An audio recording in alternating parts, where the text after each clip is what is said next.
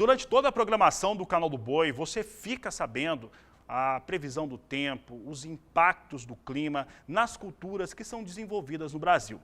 No programa Agricultura BR, especialmente, você sabe também desses impactos nos negócios e também sobre os mercados a qual a cultura é desenvolvida. Hoje, você vai acompanhar uma retrospectiva das campanhas 2020 e 2021 e 2021-2022, tendo os efeitos econômicos e de clima sob a mesma ótica. E você sabe que clima aqui na nossa programação é um assunto para Renata Ferreira. E olha, Renata, nós tivemos um início da formação da safra 2021, lá quando o pessoal estava cultivando soja, com bastante atraso. Esse atraso pode-se até dizer que foi positivo para a oleaginosa. Entretanto, ele trouxe ali cenários ruins para as outras culturas, as culturas de segunda safra. Portanto, soja entrou numa janela melhor, mas essa janela ficou muito ruim para as culturas que sucederam a oleaginosa nos campos. Como que este cenário ele foi avaliado, uma vez que nós tivemos perdas importantes para milho, preço subiu e soja acabou se mantendo com valores bem interessantes. O Fabiano, fazendo aqui uma retrospectiva das condições de tempo e clima voltado ao agronegócio, eu começo falando da primavera passada de 2020.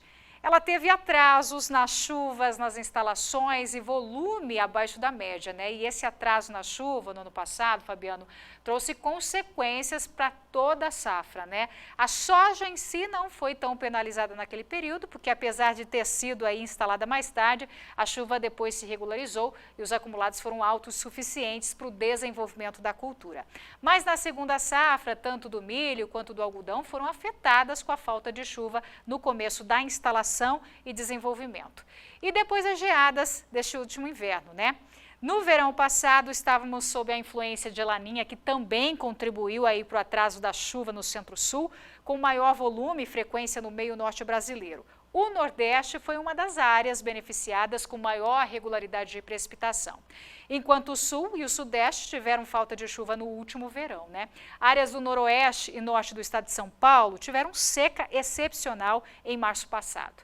E ainda sobre o verão, Fabiano, em janeiro houve excesso de chuva no Paraná, que atrapalhou aí a colheita de soja, e depois o excesso de chuva em Mato Grosso, na fase da colheita, entre fevereiro e março. Ambos os eventos fizeram com que a instalação do milho safrinha fosse tardia. Renata, este atraso foi terrível e trouxe, claro, impactos em relação ao fator econômico. No caso do milho, a alta na saca do cereal foi de 46% até esse momento aí que nós estamos citando. Mas não foi apenas o milho. O café, também por questões ligadas ao que aconteceu com o clima, teve altas importantes. E essas altas fizeram com que as posições negociadas na Bolsa de Nova York para o café arábica saíssem da marca de $1,50, $1,70 libra-peso para até R$2,70 ainda neste período. Também tivemos elevações com laranja, suco de laranja, que viu aí a sua produção bastante prejudicada.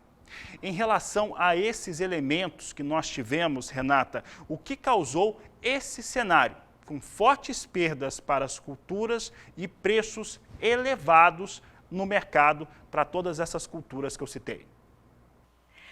Fabiano, o outono e inverno deste ano estávamos sobre a neutralidade do Oceano Pacífico, porque é um período aí marcado por ausência de Laninha e El Ninho. As estações aí foram bem secas, houve um grande aumento no número de queimadas, principalmente em São Paulo, Paraná, Mato Grosso, Minas Gerais, Bahia, Goiás e também Tocantins. E veja, a falta de chuva afetou o processo produtivo também do café, da laranja e cana-de-açúcar. Por outro lado, né, Fabiano, o trigo teve uma melhor produtividade e qualidade durante esse inverno, né? As geadas do final de julho chegaram até áreas do sul de Minas, afetou parte do café, mas o milho aí foi o mais prejudicado. Isso por conta de pelo menos 3 ondas aí de frio que passaram pelo centro-sul do país. Renata, a safra 2021-2022 nasceu já de uma maneira muito mais tranquila. As chuvas realmente chegaram antes e a semeadura da soja, que é a principal cultura de verão, começou no momento no qual a janela se abriu. E apesar de termos ali um cenário de fertilizantes defensivos e dólar alto, ela está realmente vindo com bom andamento. Em relação aos negócios, os produtores rurais, em essencial o sojicultor, têm feito negócios a conta-gotas, bem devagar mesmo, tentando aproveitar as melhores janelas para negociação. O que podemos esperar, Renata, em relação ao clima para este começo de safra, para essa safra importante, principalmente de soja, que já está instalada nos campos? Bom, Fabiano, vamos lá. Primavera deste ano, verificamos o retorno do Laninha ao longo da estação. A primavera começa com uma nova safra e retorno mais rápido da chuva, o que permitiu uma instalação precoce da primeira safra e condições, claro, mais otimistas para a segunda safra do ano que vem, que não deve ser instalada de forma tardia, assim como houve no ano passado, mas já é sentido a falta de chuva em áreas agrícolas do Rio Grande do Sul, onde a umidade em solo varia em torno aí de 50%. A chuva aumenta no centro e norte do país, com episódios mais frequentes de zonas de convergência do Atlântico Sul, as chamadas ACAS, que caracteriza invernadas entre o sul da região norte até Minas Gerais. Renata, aqui nós temos preços muito interessantes para a soja, com a demanda internacional totalmente voltada e atenta ao Brasil. Em relação ao café arábica, o cenário não é muito diferente. Cada vez mais o mundo enxerga as perdas que o Brasil teve em relação aos fatores climáticos e por que a produção de café arábica será muito menor, colocando uma disposição menor aí de café em todo o mundo. E podemos dizer o mesmo em relação a outras culturas, como o algodão, o arroz, o feijão e também o milho. Renata, para o produtor rural, que está aí negociando, produzindo e negociando a sua safra, o que ele pode esperar em relação aos fatores climáticos para o início do ano de 2022? Fabiano, o que podemos esperar é o prolongamento do Laninha moderada até o avanço dele até outubro do próximo ano. Fazendo aqui uma análise, Fabiano, a temperatura do Oceano Pacífico encontra-se mais baixa que o normal para a época do ano, caracterizando um fenômeno Laninha moderado. A novidade é que o resfriamento prosseguirá além do verão e vai avançar aí ao longo do outono de 2022. De acordo com o NOAA, há 50% de chance de manutenção aí do fenômeno nessa estação.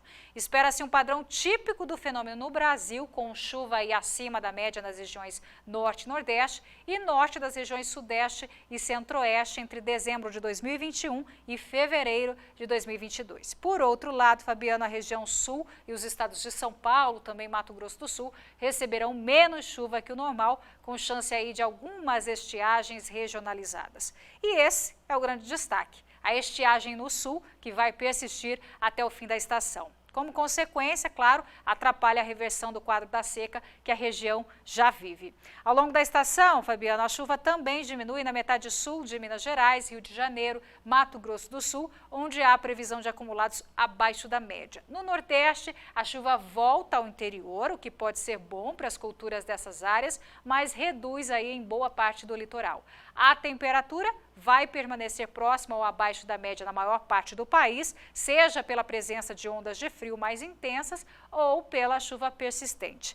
O calor acima do normal predomina apenas no leste do Nordeste e também no Rio Grande do Sul. Renata, sempre um prazer tê-la conosco, falar sobre clima, falar sobre agronegócio e produção brasileira. Obrigado pela participação. Obrigada a você, Fabiano, pelo espaço e aproveito para convidar a todos a acompanhar diariamente o Agroclima, de segunda a sexta-feira, durante a nossa programação e também no nosso canal no YouTube. Um forte abraço a todos.